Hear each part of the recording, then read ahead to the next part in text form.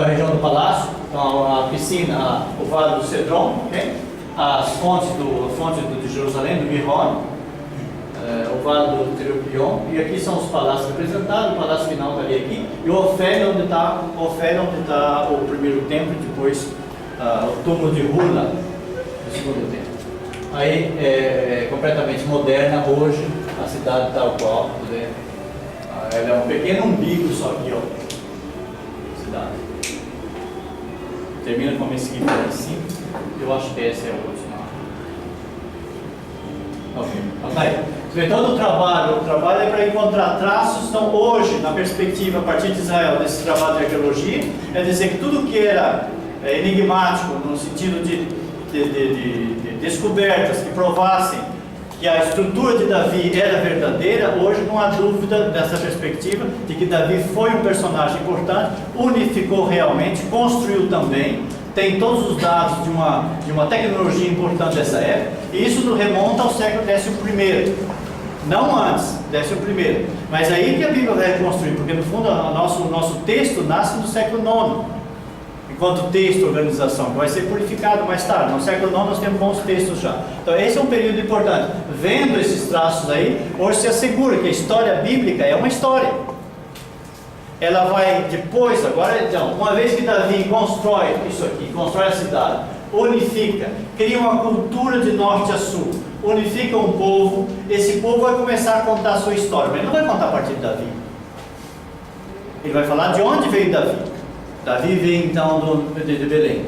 Belém, de onde veio Davi? Veio lá de Ruth, que não é uma judia, okay? Que sai de uma família, que morre o marido, assim acaba encontrando, acaba ficando. Isso, nós vamos remontando, vão recuperar retalhos da história que vão chegar até Abraão.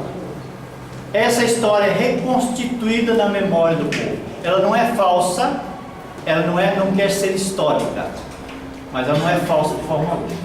Mas ela passa por outro critério, que é um critério de recuperação de memória. Pergunta para você, cada um pergunta para sua avó ou bisavó, se vocês tiverem, vai contar a história da infância. Ela vai contar um monte de coisa. Não dá para escrever. Não dá para escrever tudo isso. É um filme, mas um filme não para mais. Dias e dias fazendo filme. Então isso aí você tem que fazer, olha, eu estou pagando 1 milhão, você faça em 300 páginas essa história. Você vai resumir tudo, olha, tem uma história, você vai montar. Esse é um trabalho bíblico, uma montagem de retalhos no fundo, mas é preciso ver que é um tapete enorme a história passada. E o pessoal sabia gravar. Então hoje a busca era, tudo isso era história de retalhos.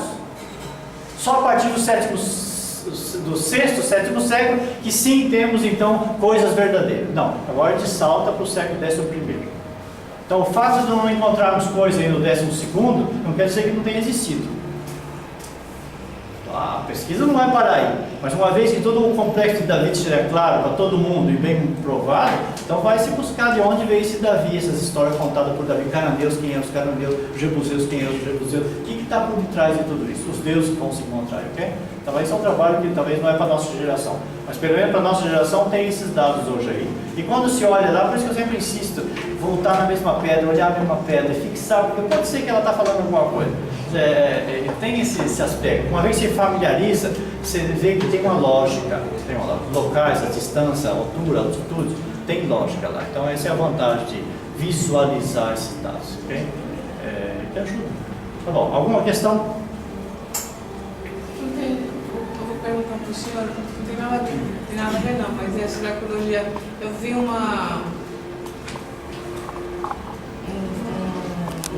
tema seu no Fantástico, falando de uma pedra do anjo Gabriel. Eu fiquei famoso com essa pedra. Eu achei que, né? Quer falar um pouquinho dela? Eu fiquei famoso com essa pedra. Foi como é que é? O meu maior momento de fama, você não viu? Por isso que eu estou perguntando. A pedra foi encontrada aqui. Okay? A pedra foi encontrada aqui, no Mar Morto, do outro lado da Jordânia. Uma pedra que foi talhada no ano que Herodes estava vivo, então no ano 2 ou ano 3, foi talhada. Ela conta uma história, que nessa região nós temos os essênios estão aqui, os grandes grupos messiânicos da época do Segundo Templo estão fixados nessa região. Então é uma pedra de cunho apocalíptico e também messiânico. E ela vai dizer no final, por isso que é chamada Pedra de Gabriel, anjo Gabriel, no final do texto embaixo, ela está exposta no Museu de Israel, a exposição do mundo. Primeiro que foi descoberta já faz 20 anos para lá, ela desapareceu, foi guardada. Aí um judeu suíço soube dessa pedra, um colecionador, ele pagou milhões, não sabe quando ele pagou, mas sabe que ele pagou muito. Ele recuperou essa pedra para a Suíça e depois deu para o Museu de Israel, então está exposta lá. Então no final ele vai dizer que no final o anjo Gabriel vai, no terceiro dia ele ressuscitará, ponto, anjo Gabriel. Termina a história da pedra assim. Então ficou famoso, porque você tem o terceiro dia que vai ressuscitar e anjo Gabriel, então você faz uma relação muito grande. Então, no fundo, essas ideias messiânicas estavam muito próximas nessa região, e essa pedra ficou famosa, porque a primeira era dessa época, justamente no período que está nascendo Jesus, então ela precede praticamente Jesus, ok? As afirmações que nós temos da ressurreição no terceiro dia, está escrito nessa pedra, e nós temos a afirmação do anjo Gabriel. Essa história é uma pedra que tem forte assim. Só para entender o critério, já que você usou esse exemplo da pedra, a ideia toda da palestra é: nós temos fundamentos históricos, arqueológicos, para comprovar que quer dizer, nós não temos mais só o texto bíblico, nós temos elementos que, ainda que fundamentais, não entrando nos detalhes dos meandros bíblicos na história teológica, mas existe um fundamento de uma história. Sim. Aí você mencionou o nome de Davi várias vezes, em vários locais, inclusive em Jerusalém, subindo ao norte, para dar base nisso. Que os textos dizem. Que os textos Davi unificou as nações. Agora, quando ela, por exemplo, quando ela comentou da pedra, que está escrito o nome de Gabriel, a gente sabe que o anjo Gabriel é uma figura histórica. É simplesmente uma aspiração do povo, é uma teologia materializada numa entidade. Sim. Mas é um nome. O nome de Davi não poderia ser simplesmente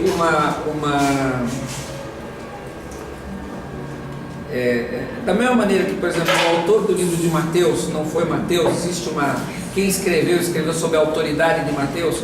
Como é que você entendeu o que eu quero dizer? Como é que a gente tem que Davi, com essa base no nome, ela é histórica e não simplesmente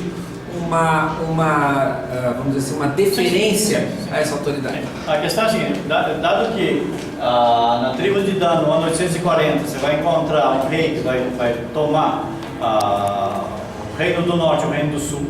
Aí no reino do sul, quando ele invade o reino do sul, ele vai dizer: eu estou tomando a casa de Davi, isso é o reinado do sul, a casa de Davi, portanto tem ok? O texto bíblico diz que Davi tinha o reinado do sul, foi o rei do sul, e continuou depois os reinos separaram entre o sul e norte com Jeroboão e Roboão.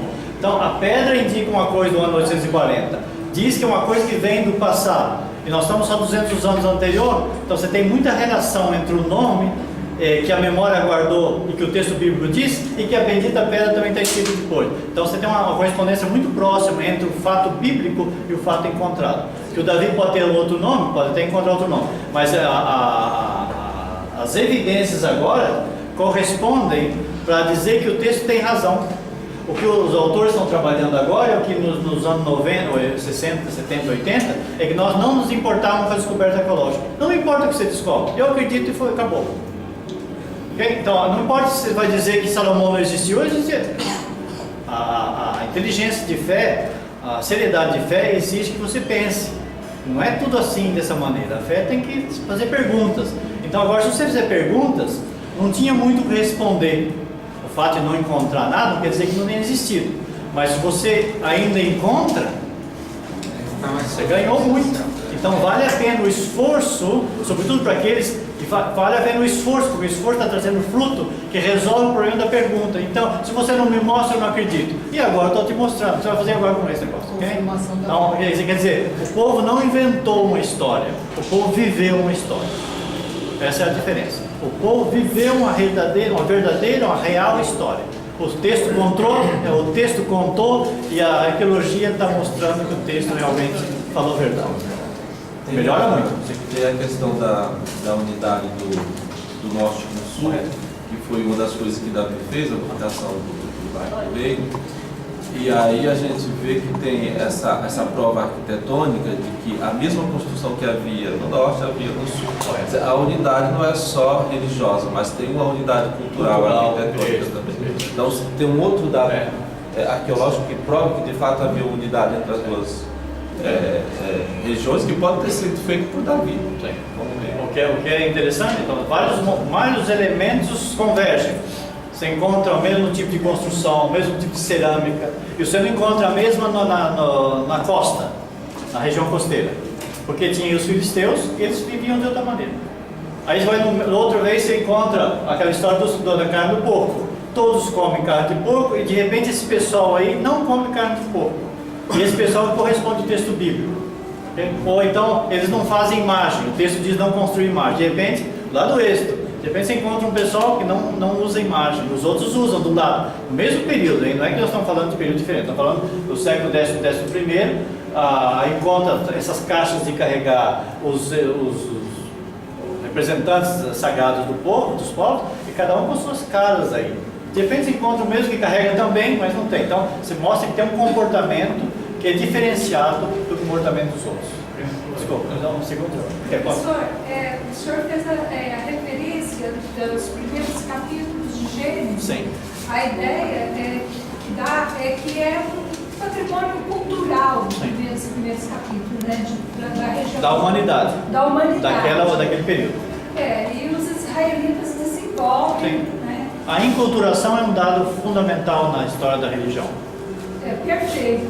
O senhor fez referência a um altar, acho que é esse mesmo termo, descoberto lá no norte, remete a um dos... Remete ao Jeroboão, que construiu um altar para que o pessoal não fosse para Jerusalém. A pergunta é, esse altar, considerando os povos da região, eles também prestaram seus cultos, né, as suas... Enfim, tem característica marcante esse altar que nos remete a Jeroboão ou... Não, o altar é construído na época de Jeroboão. O Jeroboão disse que ia construir um altar e nós encontramos o altar.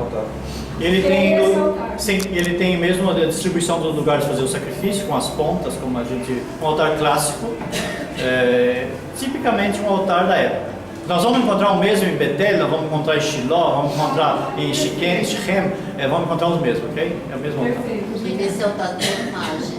Não, esse altar não, só a construção dele. Certamente havia alguma coisa ali, mas o que sobrou não tem imagem. Mas sobrou uma parte assim, mais ou menos. Não temos toda a construção em volta. Só traço, por favor.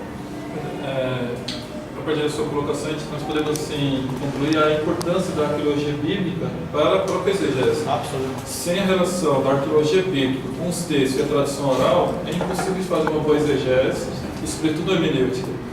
Qual é a grande dificuldade que nós temos aí nas graduações de teologia bíblica e até mesmo da compreensão da própria Sagrada Escritura?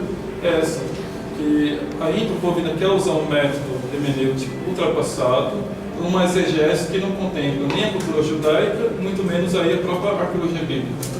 Eu acho assim que o que nós estamos fazendo hoje, pessoas que passaram por aqui fazendo a pós também, e essa pós que nós estamos fazendo na cultura judaica, está enriquecendo muito nesse sentido. Porque nós temos a oportunidade não só de interpretar a Sagrada Escritura do ponto de vista judaico-cristão, né, que é a proposta da congregação, esse diálogo com os judeus, mas sobretudo também ver o que tem mais de novo na arqueologia bíblica.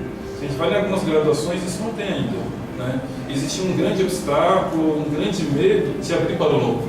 Então, se a gente não abrir para o novo, né, sobre toda essa pesquisa, tudo aquilo que está sendo aprofundado, descoberto, nós ficamos ainda num pensamento aí ultrapassado, né, fazendo uma leitura aí da Sagrada Escritura totalmente fundamentalista. Né? Então, e pelo que eu vejo assim, a questão da exegese, da arqueologia bíblica, de toda a ciência bíblica, vai nos levar cada vez mais a fundamentar a nossa fé do que tirar a nossa fé. E parece que alguns grupos têm medo de perder a fé e achar que, de fato, aquilo que a gente acreditou não é mais verídico. Pelo contrário, quanto mais a gente aprofundar nessas pesquisas, mais nós podemos dar razões à nossa fé e ver que, de fato, a palavra de Deus é revelada. Antes era ser tradição escrita, foi tradição oral, e antes de ser tradição oral, ela foi contemplada, ela foi influenciada por muitas pessoas. Uma parte importante dessas escavações hoje são recuperadas. Nós estamos dentro também, o mundo católico tem uma certa enorme elefante. Nós somos um enorme elefante que dá um trabalho danado para mudar a pátria. Mas o mundo protestante, vários estão usando isso de maneira muito evidente. Estão indo lá hoje, fazem como voluntários nos trabalhos de arqueologia. Você pode se fazer voluntário, trabalhar 1 mês, 2 meses. Recuperam isso a nível de filme, quando está fazendo o Victor aqui, fazendo filme assim, e voltam para as comunidades de onde eles vêm e trabalham essa questão a partir da Bíblia. E como eles conhecem bastante textos, isso dá uma vida aos textos. O pessoal está voltando aos textos com sabor de texto. Então, isso está dando uma vida. Então, o católico está tomando um certo tempo, nós somos sempre lentos. Daqui 100 anos nós vamos estar mais ou menos falando isso. Mas o mundo protestante está possuindo isso hoje, que é coisa de poucos anos, mas você vê trabalhos e trabalhos bem feitos. Tem um pouco o mundo evangélico, às vezes, que exagera, isso, nem tudo é perfeito, é claro. Mas tem uma parte séria, aproveitando o máximo para o próprio enriquecimento do trabalho bíblico. Que você está dizendo, realmente esse trabalho de ponta, que o judaísmo trabalha na ponta, seria interessante que nós acompanhássemos. Nós não temos nada a perder, Inclusive a igreja, a nível institucional, incentiva nisso, mas quando você cai nas grades de teologia, você tem um obstáculo, é precado terminantemente, que são cabeças que têm medo de pensar. Agora, só uma curiosidade sobre a questão dos apócrifos. Existe alguma descoberta, alguma relação? Porque eu observo muito assim, em alguns filmes, né, sobretudo aqui no Brasil, que quando vai se tratar sobre o povo de Israel, sobre Jesus, sobre os profetas, pega alguns traços dos apócrifos. Sim. E nós temos, alguns cursos de Bíblia, nós temos uma grande dificuldade, que a visão que o povo tem da Bíblia não é a partir daquilo que fala sobre a Escritura, não é a partir da arqueologia, mas é um pouquinho aí do Hollywood, um pouquinho fantasiado. Existe alguma relação da arqueologia sobre a questão dos apócrifos? Trabalha muito. O problema é que os apócrifos, hoje, seria um outro tema, ok? Mas o trabalho que está sendo feito hoje é a recuperação dessa literatura do século 2, 3 antes de Cristo e entrando até o século 4 depois de Cristo. Sobretudo nós vamos terminar com o período do Copta, quando o Copta vai reconstituir o seu o cânon, que grande parte dos evangelhos para nós são evangelhos falsos ou apócrifos e tudo mais. Os coptas vão colocar isso como evangelhos revelados.